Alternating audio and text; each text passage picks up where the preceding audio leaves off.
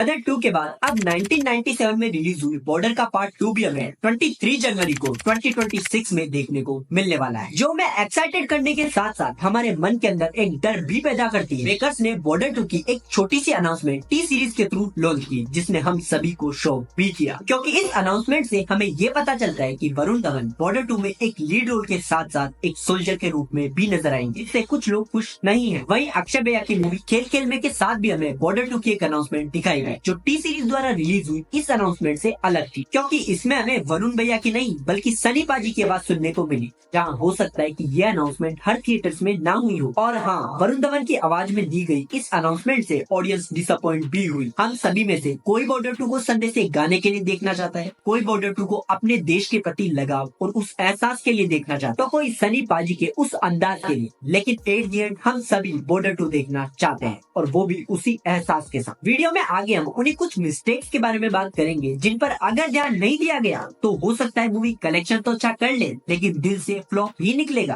आप सभी को पता है कि पिछले साल रिलीज हुई गदर 2 हमें अच्छी तो लगी, लेकिन कहीं ना कहीं हम उसे देखकर ये नहीं कह सकते कि गदर 2 भी गदर पार्ट 1 जितनी ही खास है, क्योंकि गदर 2 की स्टोरी लाइन हमें उतनी खास फील नहीं होती। अब अगर आपका कहना यह है कि किसी भी मूवी का पार्ट 2 उसके पार्ट 1 से ज्यादा खास नहीं बन पाता, तो अभी रिलीज हुई स्त्री 2 और उसका पार्ट 1 जरूर देखना, जो ये साबित करता है कि नामुमकिन जैसी कोई भी चीज नहीं।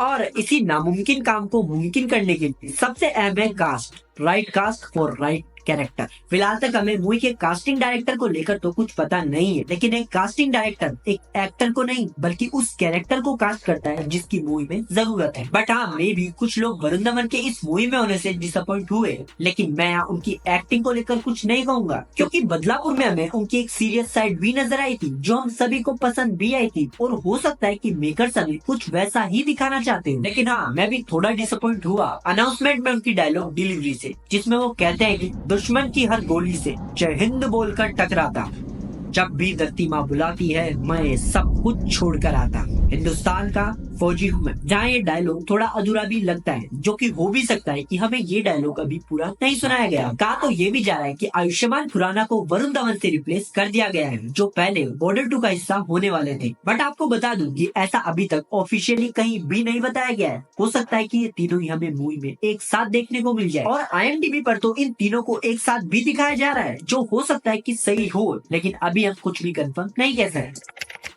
एक्शन और लव स्टोरी अभी ट्रेंड में है, जहाँ हम सभी को ये पता है कि बॉर्डर 2 में भी हमें एक्शन भर भर कर देखने को मिलेगा, जो कोई गलत बात भी नहीं है, क्योंकि ये एक वॉर फिल्म है। बट अगर हमें सिर्फ एक्शन और लव स्टोरी दिखाई जाए तो कोई कितना ही बर्दाश्त करेगा। वही गलती जो टाइगर भैया की मूवीज में होती है। एक्शन और रोमांस के साथ साथ ऑडियंस को सोल्जर्स का अपने देश के प्रति प्यार और लगाव का एहसास होना जरूरी है। फॉर एग्जाम्पल शेरशाह, जिसमें सब कुछ बराबर मात्रा में था। जहाँ बॉर्डर 2 के डायरेक्टर है अनुराग सिंह, जिन्होंने केसरी मूवी को भी डायरेक्ट किया था। अपनी मिट्टी से जुड़े रहने का वो एहसास, गांव की हरियाली, माँ की याद और वो सब कुछ जिसकी याद हमें संडे से गाने से आती है। बस अगर उस एहसास तक बॉर्डर 2 पहुंच जाए तो इसे हमारे दिलों पर राज करने से कोई भी नहीं रोक सकता। बॉर्डर पार्ट 1 के लिए मूवी के प्रोड्यूसर JP दत्ता ने 10 करोड़ का इन्वेस्टमेंट किया था, जिससे उस वक्त बॉर्डर ने 65 करोड़ का वर्ल्ड वाइड कलेक्शन किया। बॉर्डर 2 के बजट को लेकर तो फिलहाल कुछ नहीं पता, लेकिन बजट चाहे कितना भी हो, लेकिन VFX अच्छा ही होना चाहिए, ताकि ब्लास्ट वगैरह के सीन हमें उतने नकली भी ना लगे, जिस पर मेरे अकॉर्डिंग ध्यान तो दिया जाएगा।